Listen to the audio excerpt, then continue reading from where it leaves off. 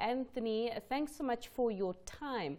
I mean, we admire, particularly as a woman, what Pam Golding did and her legacy. But from the outside, perhaps you can bring us into the woman that she was, the woman that you interacted with from the inside. Yeah, it's a difficult day for us, obviously, Fifi. We've lost our matriarch, if you will. So yeah, there's a lot of love in the organization for Pam, and I think that even on externally as well as internally, she was an extraordinary woman, and yeah, filled with love and empathy for her fellow human, and I think that's what made her so special.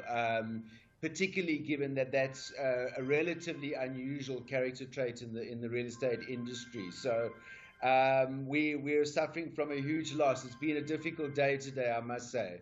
The organization is deeply, deeply sad at the loss of our president, indeed. And our sincere condolences to you there here from CNBC Africa. But Anthony, I mean, you describe her as a matriarch in a very patriarchal industry.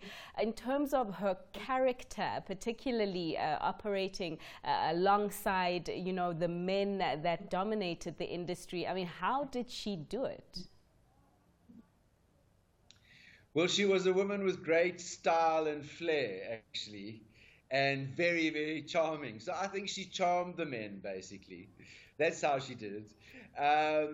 Incredibly driven, incredibly committed, incredibly passionate about what she was doing. And yeah, just with a boundless energy, and wanting to create magic, I think, between people as far as property was concerned. But it was her grace, it was her charm, her empathy, understanding what people go through when they are trying to honor their dreams of homes, and the way she started, beautiful homes.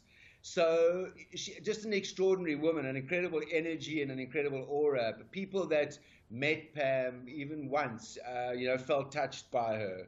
And it was that charisma and that unique energy, I think, that really stood her in good stead, particularly in a man's world. And I think as a result, she was incredibly inspirational for women around South Africa of all ages, across all barriers.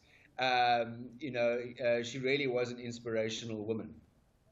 And Anthony, perhaps you can take us into your confidence and tell us, what your most lasting impression of her was. I mean, perhaps it was the first time you met her, and that thing that made you continue to stay and give your services there to Pam Golding.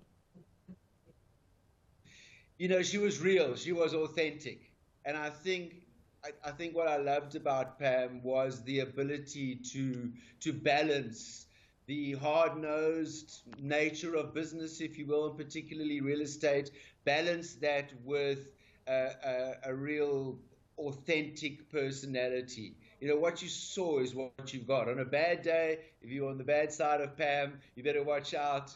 But that was very seldom. But I just think it was her ability to connect, and just being so natural and normal, and yet so driven and so respected as a businesswoman.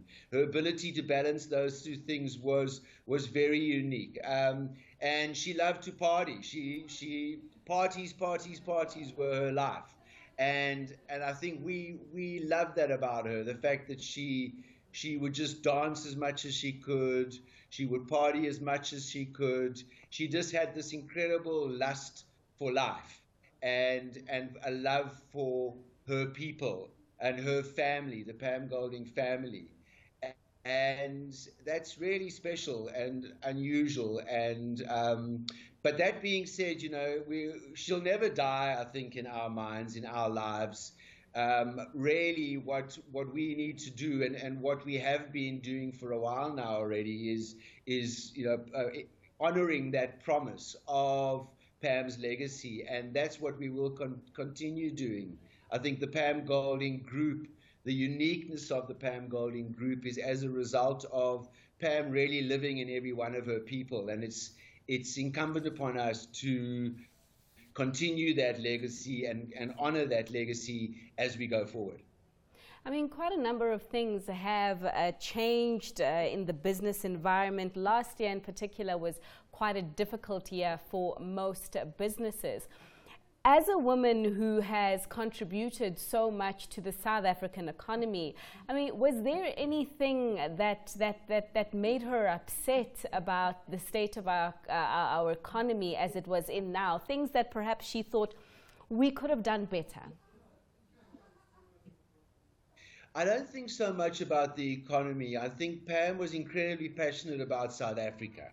And if you had to ask her what worried her most, it was about the plight of the South African people. The fact that she opened an office in London in 1986 when South Africa really wasn't held in high regard internationally because of our apartheid era and situation.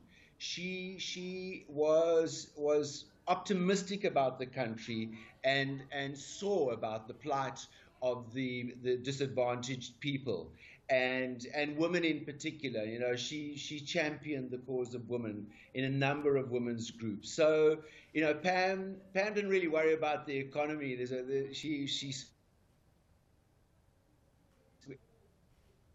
and right in the beginning of never worrying about the commission, that there were desk drawers full of checks that she didn't know what to do with, because it wasn't about the commission, it was about the result. It was about making sure that people were happy, clients were happy. In fact, clients were overjoyed. And really, the commission never came up in her life. And that was what drove Pam. So not the economics. The emotive context of South Africa is really what she was worried about.